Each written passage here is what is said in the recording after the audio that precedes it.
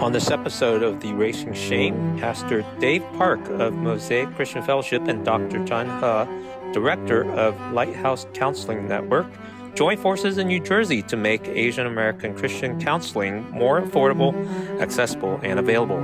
We pray that you'll be informed and inspired to do likewise so more Asian Americans can experience the abundant life. All right, welcome back to the Erasing Shame podcast. My name is Sam. I'll be your host today as we are doing our Pastor Appreciation Month in October. And today's a very special episode where we're going to be highlighting two pastors and Lighthouse Christian Network and just the amazing work that they're doing here. And so we got Dave here, who's a pastor in New Jersey. And then we also have John, who's the Director of Lighthouse Christian Network, and it's a great service that blends Christian counseling and with churches to partner together to do something together to help Asian Americans, especially going through different challenges. And so, welcome to the podcast. Thank you, Sam. Thanks for having us. Thank you, Sam. Yeah. Is there any other? You guys want to briefly introduce yourself a little bit more? I know I didn't go into super big detail, but is there any more that you guys want to share a little bit about yourself? I'm Dave. I'm a pastor at Mosaic Christian Fellowship. We're in northern New Jersey. We're in Bergen County, which is like a heavily Asian American, densely populated area of the Northeast. I'm the lead pastor there. Been there since 2013 and still trucking, still going. That's me. That's great. Awesome. I used to serve at a church called New Mercy Community Church, which is also up in Bergen County. About 2 months ago, I transitioned out from congregational ministry. I'm currently at Princeton Theological Seminary, and I'm the Vice President of Student Life and Dean of Chapel here. Oh, that's awesome. That's great. I love it. Well, we got some high-powered, awesome men of God here. So this Lighthouse Christian Network, I didn't know about it until recently when DJ told me about you guys, and it just sounds so interesting, like what you guys have done and created. And it sounds like a great model for other churches to learn. And so we're going to talk about the origin story of how did it start? When did it start? Let's start from the beginning. Like who came up with this idea? Yeah, so I'll go first. It's hard to know exactly who came up with the idea first because John had a dream, and then I kind of had a need, and then God kind of brought it together. But it came really from my role as a pastor, just feeling my lack and the increasing awareness of how counseling can really help people, and the Asian stigma behind counseling starting to wane a little bit. And this is in 2019. I really felt the increase in counseling need at my particular church, and at the same time feeling my lack, not only in terms of being able to meet the volume of needs, but I don't think that counseling is particularly my gift. And I was really feeling that deeply, and there were a lot of needs coming in, a lot of requests coming in for counseling, and then the requests for counseling began to get more acute. So they weren't just, I'm having a hard time with my Christian walk stuff, but it was, I have this mental illness, or I'm struggling with this particular diagnosis. And it was just stuff that was way really outside of what I can help with. What, you didn't learn that in seminary? No, man. Not at my seminary. So I didn't get any of that. And to be honest, at the beginning, I was kind of pretending like I knew what I was doing. And because, you're a pastor, and especially if you're the lead pastor, it's really hard to say, I don't know what to do. And I don't know how to help you. But that's honestly how I felt. And as that kind of grew, I realized, hey, I need to reach out for help.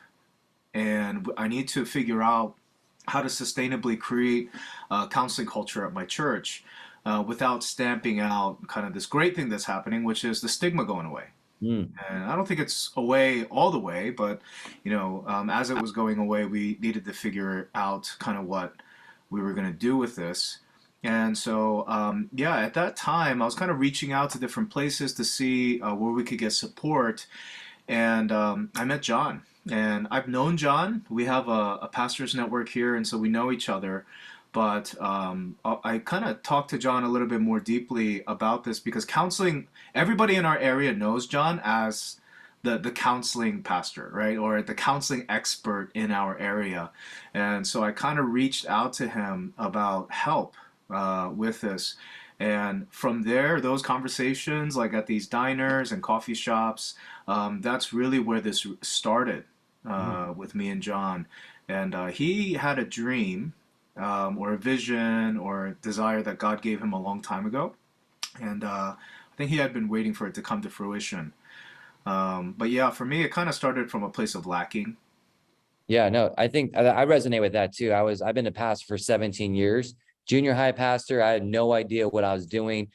People are coming with me with problems, and a lot of them can't even understand like their mental illness or self-diagnosed. And I had no idea what I'm doing.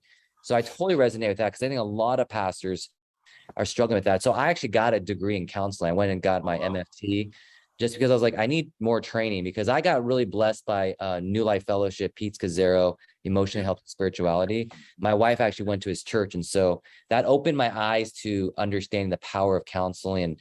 And so I totally resonate with what you said. And I think a lot of pastors, not just Asian American pastors, but everywhere it resonates with that because one class in seminary definitely does not do justice for that. So I love that need. And then John, you had a dream. You want to unpack that a little bit? Yeah, I mean, it wasn't much of a dream other than just an idea and a desire, right? And I'm in the same boat. I've been in ministry for a long time, and I came to seminary really with the conviction that I really want to learn more about how to give better care, but specifically for Asian Americans and Asian American communities, because we grew up with lack of resources, lack of education. And even those of us who wanted to seek counseling or wanted to go into counseling, there really weren't that many people who were there to inform us and mentor us. So I think one of the convictions when I was young, maybe perhaps foolishly, was I'm going to go to seminary and learn Christian counseling. And I came to seminary and I realized what we learn in seminary in regards to what's mandated for future pastors, like, Pastor Sam, you were joking around, like, one class in seminary is not enough, but oftentimes in seminary education, 1 or 2 classes is all you need in order to graduate, in at least our discipline. And having studied it myself now, I feel like there are some changes that need to be happen in the curriculum itself. But practically just graduating and being in ministry, you feel just a lack of all sorts of things when it comes to, doing life together with your congregants and your leadership and your own family and you as an individual. So I was in the same boat as Dave and you, Sam. Like, I felt like I didn't know what I was doing, even though I studied this for many years. So when I was in ministry and really realizing how much of the pastoral work involves care and counseling, I think God started to kind of nudge me in the conviction that I've already had for a while to connect with others, to see if there were like-minded people like me, if there were other pastors who are struggling through similar things as I was, and then just to get some of these people together to see, hey, God, we're going to get together. We're going to talk about it. We're going to pray over it. And then we're going to see how you lead. So Dave was really a crucial person in my personal life, but also the beginnings of Lighthouse Counseling Network, because David has been already thinking about this, and he already had certain meetings and certain things lined up to create a certain type of ministry in his church.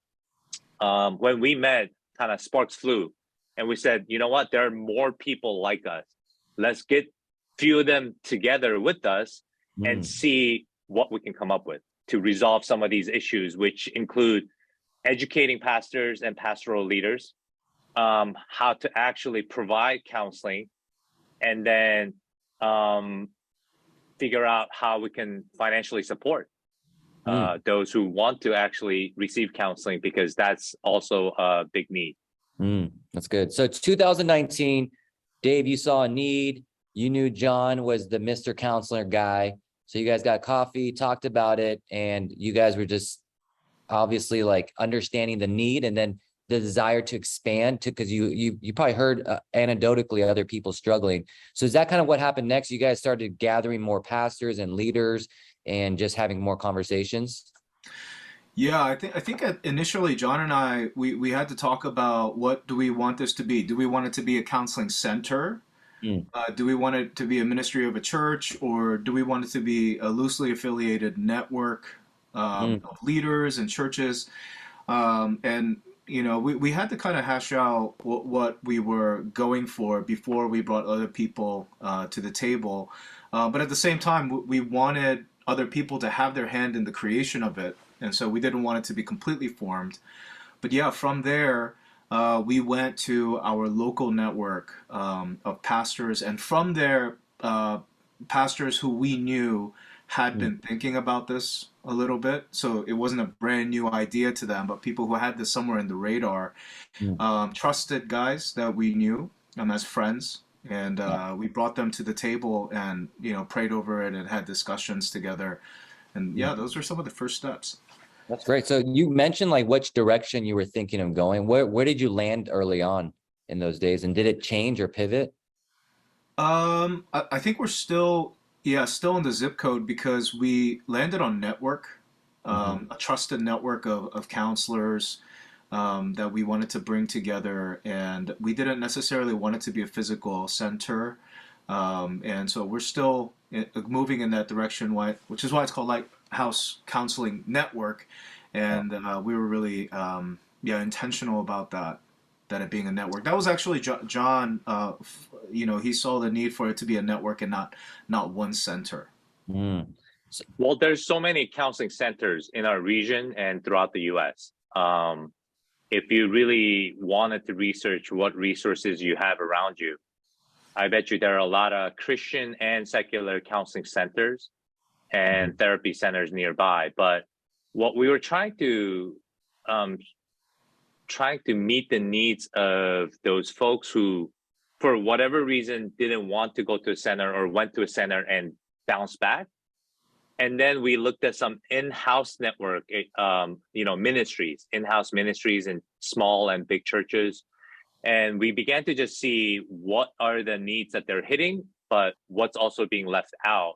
Mm. And so what the network option gave us was a little bit more flexibility. It gave us to become a little bit more nimble and also create a nonprofit organization that exists out of a particular church, which does give you certain limitations, Mm. but not a center where you have to have so much resources and run it almost like a business where it might not be sustainable for many of us who already have full-time jobs elsewhere. So it was just a matter of let's grab people who is really convictionate about this and passionate about this issue and see if we can create a loose network, which then turned into an official 501c Mm. B network where, David was able to get a lawyer for us. We created the board and we started writing out the logistics of how this group was going to function. And that happened in 2020. Is that correct? No, most of it came together the year before. It actually took Oh, us a while. Yeah, it took us a while before we came to the launch because we had quite a number of things to figure out. We had to figure out what was the kind of biblical counseling vision, and as you know, there are different approaches to it. Where do we land? What's the role of the church? And then actually the financing of and the supporting of these sessions was actually that was kind of a big discussion. We had to figure out how do we make it really accessible to people, while at the same time making it a place where counselors really want to be and work, mm, and make it worth their while, and really support them as well. Because I learned that some counselors, as they work at different counseling centers, that they may be charging X, but the counselor's not getting a lot of that. And we wanted to, be a place where they did get the lion's share of it because they're the ones doing the work. Yeah. So we had a lot to hash out, and so even though most of putting everything together was in 2019, we didn't officially launch until 2020. Okay, got it. So unpack for some of the listeners. They may be like, well, what's a network versus a center? What is the difference? And can you unpack why the network was a better fit for you guys, like the pros? Sure. First, counseling centers, you have to run it like a business. Like it has to financially make sense. You're hiring people. As a network, we don't hire anybody officially in the sense that they don't work for us full time. And we don't sign contracts like you have to be here X amount of years and we pay you a certain amount. We really work with the graciousness of the counselors and therapists who want to work with us, who say, I will be able to offer X amount of hours per week, or in this season, I can take X amount of clients for you. And we start there. And if they can increase more intakes, we go towards that. If they can't, then we send less counselees towards their way. So it's loose in the sense that there's a mutual agreement on the counseling network and the therapist, but we figure out as we go seasonally how many they can take and what type of counselees they prefer, what counseling they can offer. So I think the biggest difference is one, we don't hire any counselors. We don't have a building, and at any given point, a counselor can say, hey, I really want to step off, or things this season, I can't take any. And then we have to figure out other, plans. So it was a humble beginning, right? It was 4 churches and just maybe 4 or 5 counselors saying yes to this. And we just launched it to see if, functioning as a network, if we will actually hit certain niche who, preferred something that we can offer rather than going to a counseling center and going to in-house. So I don't know how much you want to know, Sam, but basically in over a decade of doing pastoral care and counseling, I've had many churches send people our way. And at our church in New Mercy at the time, we had an in-house counseling program. Yeah. So it all kind of bottlenecked into me. And we've had other therapists and counselors in church, but reality is like other congregant friends aren't going to go see you because you share the same space. So you have concerns about confidentiality, and it's just very difficult to navigate that world. So I realized early on that, okay, it's going to have to kind of bottleneck towards me. And then this need kept growing. Yeah. And as the need kept growing, I sent people out to counseling centers as referrals. So we don't believe that counseling centers shouldn't exist. We encourage it. And the reason why we can thrive is there are great counseling centers, right, around us. Yeah. But there are people, when we sent them out, a significant portion, now this is not data or statistics that I have, but about 40 to 50% of the people I sent out to counseling centers that I vetted out myself already and met with the directors and some of their counselors, they were bouncing back. And there were really top 2 reasons why they were bouncing back. One was affordability. They just couldn't afford it. Yeah. A lot of the counseling centers and individual counselors don't take insurance, or they don't take your insurance. So you're trying to pay out of pocket here in the Northeast about $150 to $300 a session. Yeah. Right. That's not sustainable.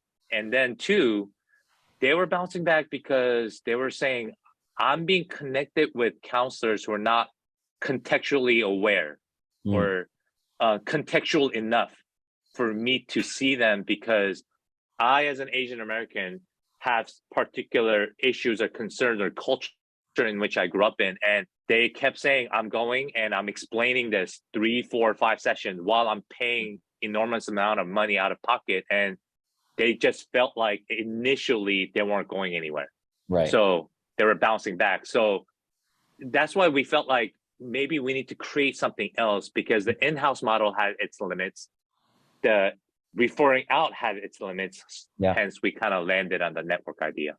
Yeah, no, there's a big need out there, especially among Asian American therapists. There's not a lot, especially males. And so it's very rare to see that. And you're right, the affordability, it's very expensive. Insurance can get very tricky.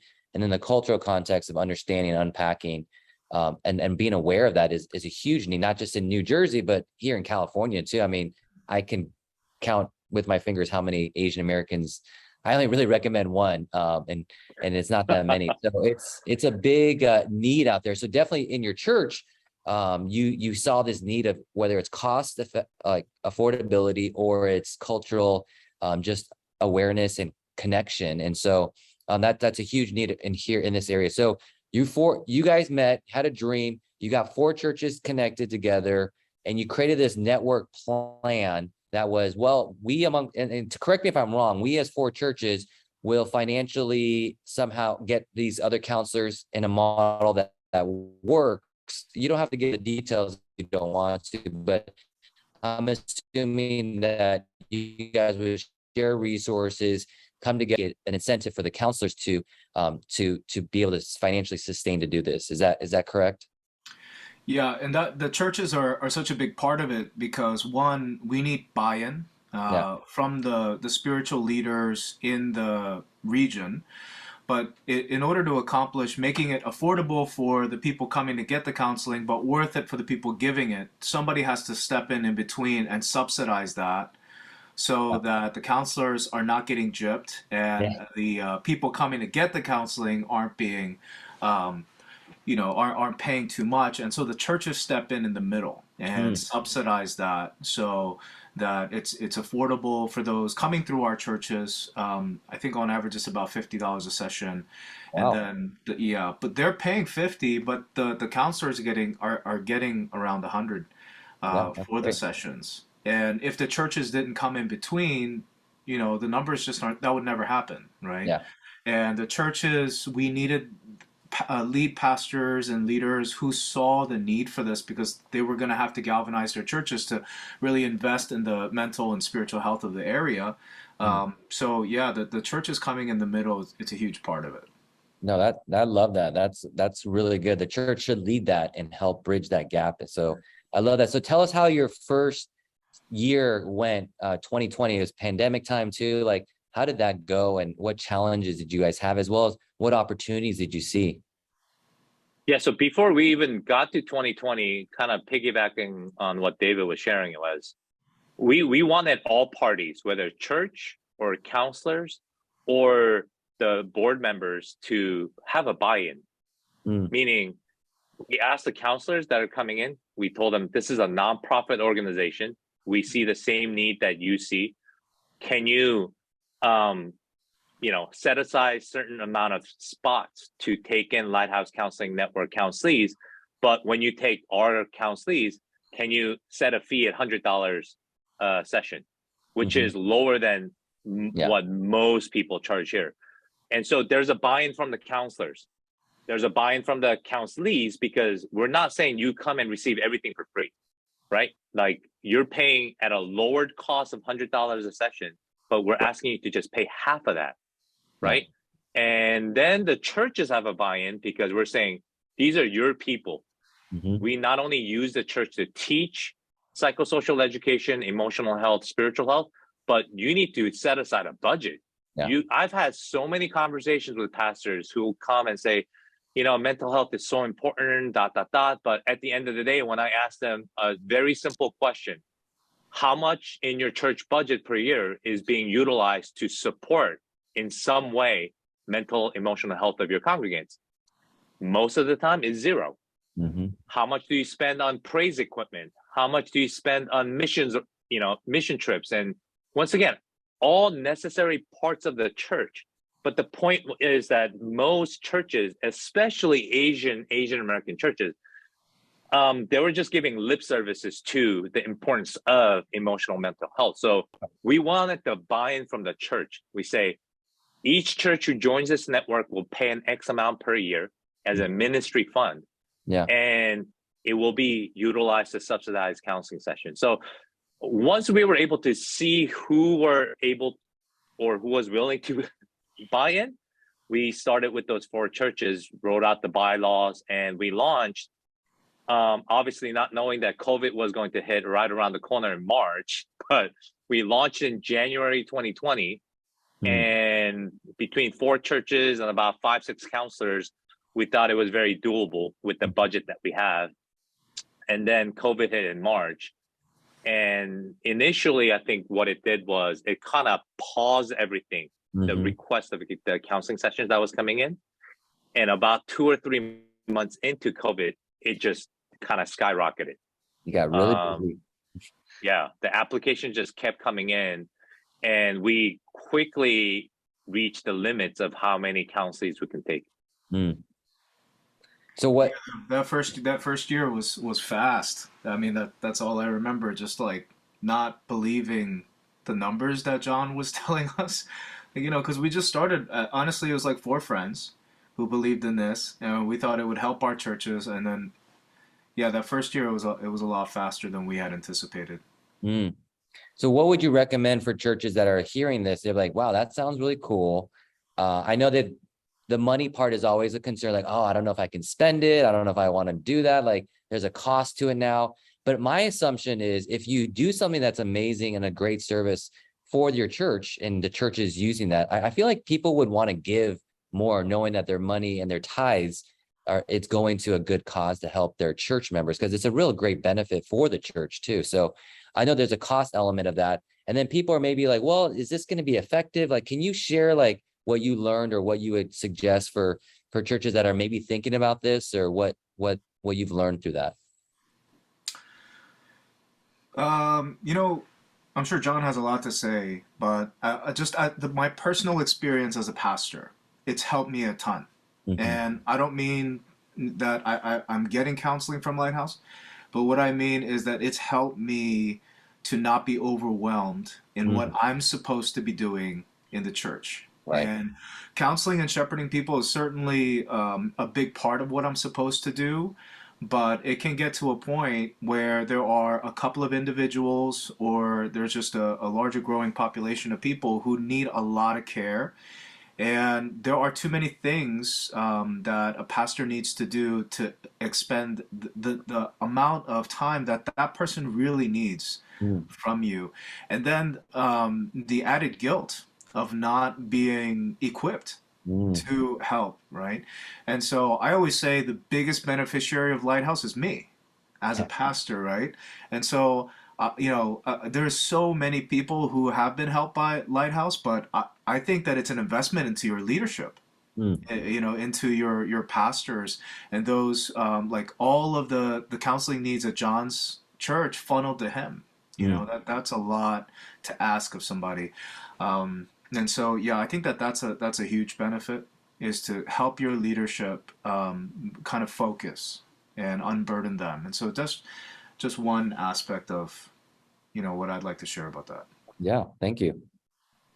Yeah, it makes not only the church more efficiently to run, because it essentially it should help the top leadership who have to do a lot of care and counseling. But I don't want to say that we should become a generation where if you become a pastor or pastoral leader at your church, like anything that comes through your door, you should just refer it and outsource it. That's not what I'm trying to say. What we're trying to say is there is still a pastoral care portion that all pastors have to do. Yeah. But it's really the particular cases that come, right? And you're like, just like David was saying, someone's going through a divorce, or someone has a mental illness, or someone needs medication, someone is suicidal, or someone just has going through a very difficult season in their life, where they just need a lot more time and resources.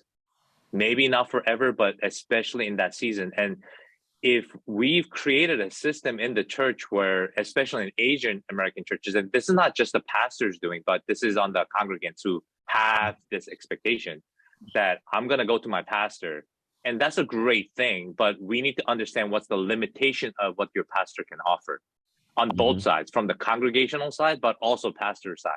And I think that's where the rubber meets the road.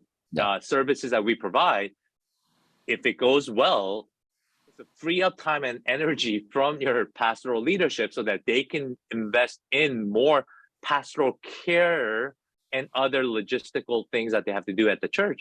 And we take difficult cases and difficult situations and really walk with them in ways that that is in continuation of what the pastor's supposed to do. So we don't preach that what Counseling Network provides is something that pastors cannot provide, so you come to us and you no longer go to your pastor or your church leadership. No, it's supposed to be conjunction with. We're supposed to do this together, but help people understand the limitations in which what the church and the pastors can offer. Oh, I love that. I think that's a win-win for the church, the pastor, the congregants, because even with me, as with a degree in MFT and having that experience, like I can't care for everyone. I actually refer out to people there to do counseling because one, I get busy. Two, sometimes I don't even know what to do with that situation. And three, I think sometimes it allows me to pick and choose where I can use my time more efficiently, because not everyone is a therapist, a pastor and a therapist together. That's a very rare gift set that you don't really see in most people. And so to be able to refer out to a professional who has more training, it allows the pastor to really focus on where they're maybe passionate and sweet spots so that they can continue to do ministry, and while as also providing the best kind of care for your church. So I think it's definitely a win-win. And I love what you said. It's not the pastor just giving away. It's allowing them to have more discernment in that whole situation of how can I best care for this person in a godly way, rather than just, you get me because I'm the best, or that's all I get, in which you may not be. So that's great. So 4 churches started during 2020. Things obviously grew because COVID, big need. People were like I went through my emotional, stuff and my issues, and I'm getting spiritual direction and all that stuff. Like, how is it now, 2022? We're going to go to 2023. Have you guys expanded? Is there more churches, or what's the story now? Yeah, now we're up to 9 churches, and we have 14 counselors in the network. Just to give you some stats, 2020, we had 61 applications come in. And these applications sometimes is not just for the individual, right? It's sometimes couples, sometimes it's families, sometimes it's you and the kids. Yeah. So that's 61 applications kind of turned into about 85 people. Yeah. 2021, we got up to 72 applications, about 100 people supported. And then in 2022, we're now mid-October, we've had 106 applications that came in. And we've supported about 150 people. Wow. That's amazing. So you got 9 churches, you're helping over 100 plus people now, families. That's amazing. And it sounds like what you said earlier about when you would send them off to these counseling centers, either they would fall off, too expensive, or not as effective, or because there is a relationship that's built between the counselor and the counselee. Like, how are you seeing the effectiveness? I don't know if there's a way to measure that, but what fruit are you seeing from this? Yeah, other than, one obvious fruit that David, graciously offers is that we get a lot of positive feedback from the pastors of these 9 churches and their leadership. But the other fruit that we see is that the numbers are going up, and the needs are constantly coming in. So we're at a point where we need to grow the supply, but the demand keeps on growing. So it's a great problem to have, because it seems like what we're seeing is, one, the shame factor of wanting a counselor, or, hey, I need therapy, or I need to see somebody else because I need help. It seems to be decreasing. And it's partially not just because we provide counseling services. What we also provide is chances for your churches and organizations to do seminars, mental health seminars. I know David's church has done it. My church has done it numerous times. And we utilize Lighthouse Counseling Network counselors, but we use other resources that we have outside and bring these people in And now we have to put Sam's name on the list because we might call him to do a seminar. Let's go, Sam. We bring I'm people down. in who have certain experts, right? And we teach from the pulpit to bring down that wall of shame. And we also provide financial support, and we also connect you, because sometimes the connecting part's the hard part, because it is trial and error. You have to try somebody out, and if that therapeutic relationship isn't really built and you're not comfortable, you need to switch. But oftentimes what happens is folks try once and they're like, it takes a little bit more time than effort than I thought, then I'm just gonna stop. Yeah. And statistically, Asian Americans, we are the number one ethnic cultural group to least likely to ask for help, professional help. And that's just statistically true. And then on the flip side, on the back end, we're the first ethnic cultural group to leave therapeutic relationships. We're the first ones to leave. So we're the last ones in, and we're the first ones to leave. Yeah. So sometimes even just supporting them through that discerning process of who do I need, and what kind of therapeutic relationship do I want, just walking with them through those few steps really helps out, I think, in the longevity of how long they stay in their, in therapy. And so obviously we have some difficult cases. They do bounce back. There are complaints, with any organizations such as this, but majority of the times, I mean, we are just thankful that people feel blessed and they're actually lining up to utilize these services. Yeah, I mean, for $50, I would sign up. I'd be like, oh my goodness, let's go. Let's do this. That's a great It's half deal. price, man.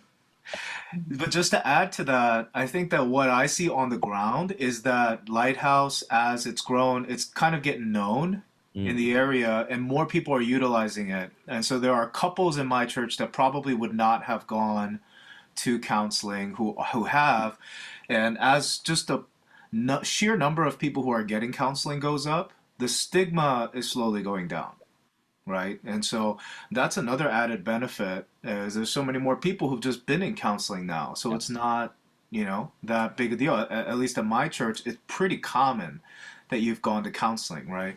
I think when we first started my church, people used it like double as much as anyone else, any other church, and I think that did change kind of the culture of, hey, it's okay to get counseling. Lots of people do it, right? And that's a big change. No, yeah, that's good. Sorry, were you gonna say more? No. No, I totally agree. I think I see that too, even among 20s and 30s. It's even though they're growing up more with that in the American culture, but still in the Asian culture, it's still very like, oh, I don't know if I want to do it, or I'll try it once. And usually I always tell them, you got to go at least more than once. Like the first time is just like an intake, just getting to know you. Sometimes you don't even feel like it's worth your money. But after the second or third, you kind of realize, oh yeah, if they're good and you have a good relationship, I mean, and so I've seen people where they're like, oh, now I get it now I understand. But I think what you guys are doing a great job is it bridges two issues of the faith aspect. Sometimes they want a Christian therapist and someone that has a faith background, but also an Asian American, someone that understands a culture, because that just breaks down walls so much faster rather than trying to explain it over and over. So I've definitely seen with my one guy who I always referred out to, like just how he's able to work with them more effectively, because it does make a difference who it is. And so I love that you guys are bridging that gap.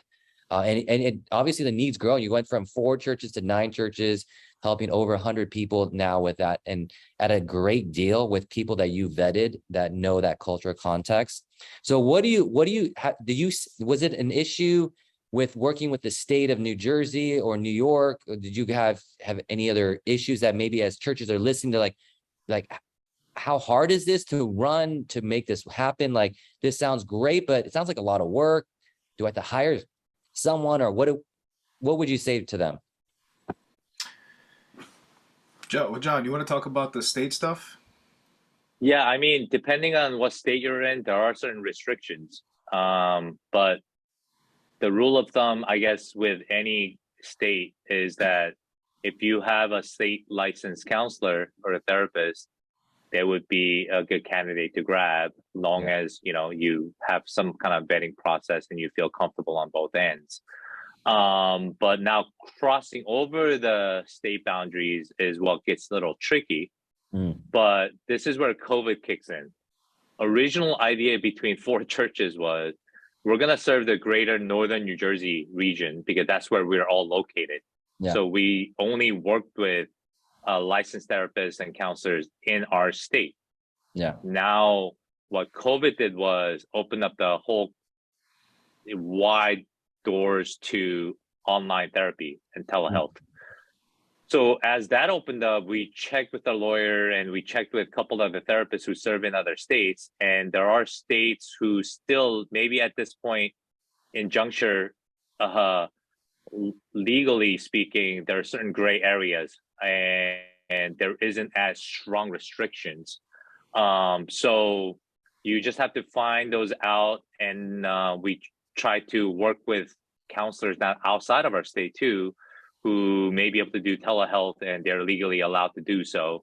And so we do the matching in the matching process. Now there are folks who do see therapists from other states, but that would be through telehealth. But you really do have to just double check from the licensing programs and your state, whether that's legally possible or not. So for example, like I tried to recruit 2 therapists who are in California.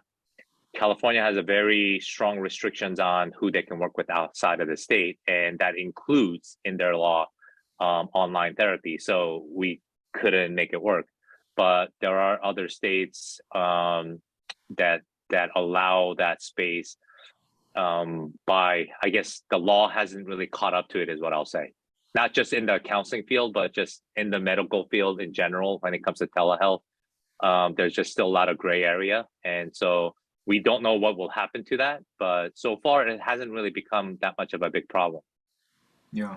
I would say the biggest thing we've run into pretty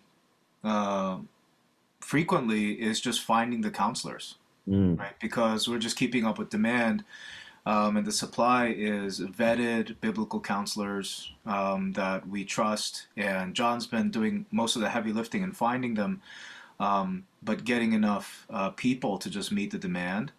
That's been one of the biggest things. And also, we have 9 churches, but we've added them very carefully. And there could have been a lot more. But we decided to add them very carefully and to take the time to evaluate how fast you should go with this, and how wide you want to go, how quickly, because we want to be careful about who you're bringing onto the leadership and the membership of this kind of thing. And so those are conversations that are really important. And you asked about people who are thinking about starting this, and for us, we had a friendship and trust with one another. We have a network of pastors here that we meet on a monthly basis. Most guys hang out more frequently than that. And if you're doing ministry in a silo, this is probably going to be pretty hard to start. You know what I mean? So you have to, do ministry with each other. Like, I'm not a gifted counselor, but I knew that John was, right? And so you need to, not be doing it. Doing ministry in a silo, this would be really hard to start without kind of a foundation of friendship and trust, I think, because counseling is also, it's one of the most intimate things that takes place. So, yeah, you want to do it with guys that, men and women who you can trust. Yeah, I love that. And oftentimes, like when you bring people who are passionate about similar things, then the Spirit moves and God does wondrous things. So I don't want any of our listeners to think like we figured all this out and then we like prayed over it for years and then we got the right pieces. You get the people around the same table and say, hey, we all have the same problem right now. We need to work together to come up with some kind of solution. And maybe creating a network for your region is not the answer, but look at the resources you have, look at the people who are passionate about this, and you come together and you do pray. And I really do believe it generates some synergy and you can come up with some creative solution that fits your context and your region. For us, it was creating something like this.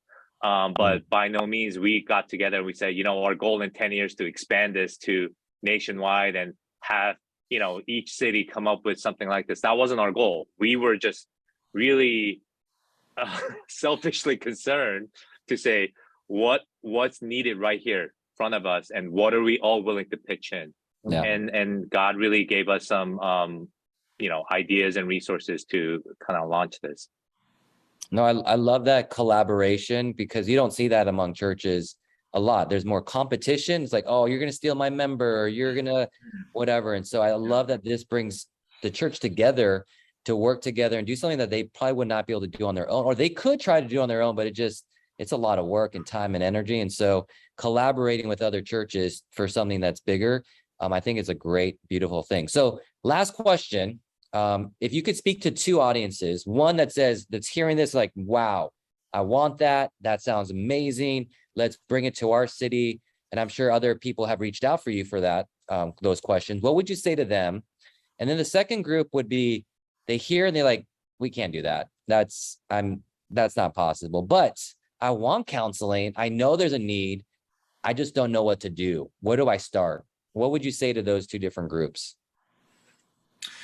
Yeah, to the group of people who really want to start it, I would say get around people who have kind of similar visions and similar needs, right? So come around the need and prayerfully talk about that, and just be careful about who you let in. You may want to start with your friends, but it can't just be your friends. Like, it has to be people who understand the vision, people who are moving towards the same goal, have multiple conversations. What I appreciated about John was that he slowed down the process, and he said, these are things that we really need to work out before we could just start talking to people about this. And he was really great about setting even the exact wording of the vision together. I remember we brought up the word healing, and I think it was John or one of the other members who said, like, hey, like, let's not overpromise what we're trying to do, right? We're not, going to promise healing, for people. We're here to be a resource and a help to them. And getting around, those particulars together with your friends and resonating with the need together, that's probably a great place to start. I'm sure there's no place in the United States where it's only one pastor in that town struggling with this, right? But yeah, at the same time, you do need to nail down some particulars. Got it. Yeah, I mean, I would just echo once again, just get the like-minded people together, reach out to other churches and see if they want to do something about this, and get together and pray over it. And if you logistically want to know how we run things behind the scenes, how we came up with the bylaws and, the price point and all that, more than willing to talk. We've had multiple conversations from churches from multiple cities, denominations from different areas. And this isn't a resource that we want to just hold on to and try to monetize so that we benefit, but it's really, we're just sharing our story of what worked for us here. And if this is going to benefit you in your region, reach out to us. Our website is up now, lighthouse.co, lighthouse.counseling.co, and you can get basic information there. But if you go there, our email address is there. You can, shoot us an email. But the other thing I do want to say is, in order to create something outside of, let's say, counseling programs or ministries, and not just want to do referral, and you want to do something outside of those two options, there's many other options that you can look into. But I think it's very important that you're open-minded about who God sends your way. You want to be careful about who you work, but you also want to be careful. You want to be open to the idea of who may be really passionate about this and may not be somebody from your denomination. It might not be somebody that you are best friends with.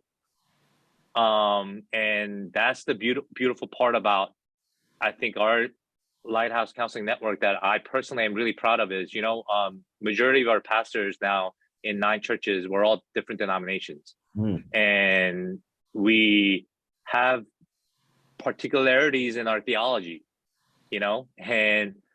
but comes to supporting our members with the right resources to make them emotionally, psychologically, spiritually healthier, that's the common ground.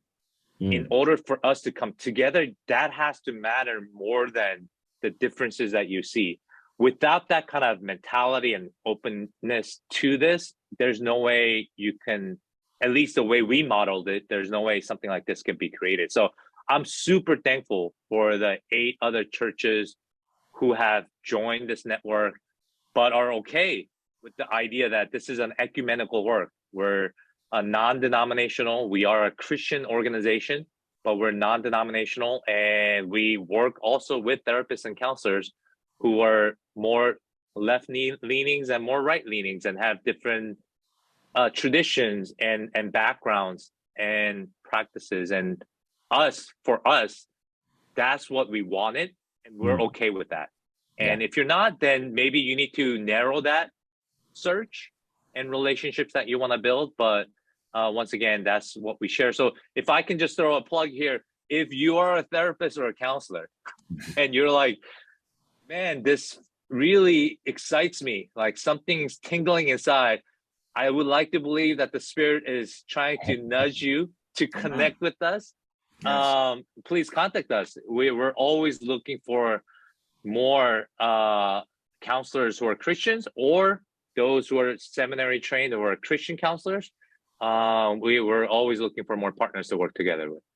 I love that. Yeah. So in the show notes, Erasing Shame, we'll have all the information on Lighthouse and your guys' contact information. So yes, go and sign up and serve in this way, and as well as be a blessing and bring it to your city or your church. Because I love the point about the collaboration. I think we don't see that enough modeled, and we need to see more churches do that. When I was a youth pastor in Irvine, we actually created this event called NK24, where the biggest churches in Irvine, the Korean churches, we gathered the youth groups together, fasted, and raised money for North Korea to build wells there.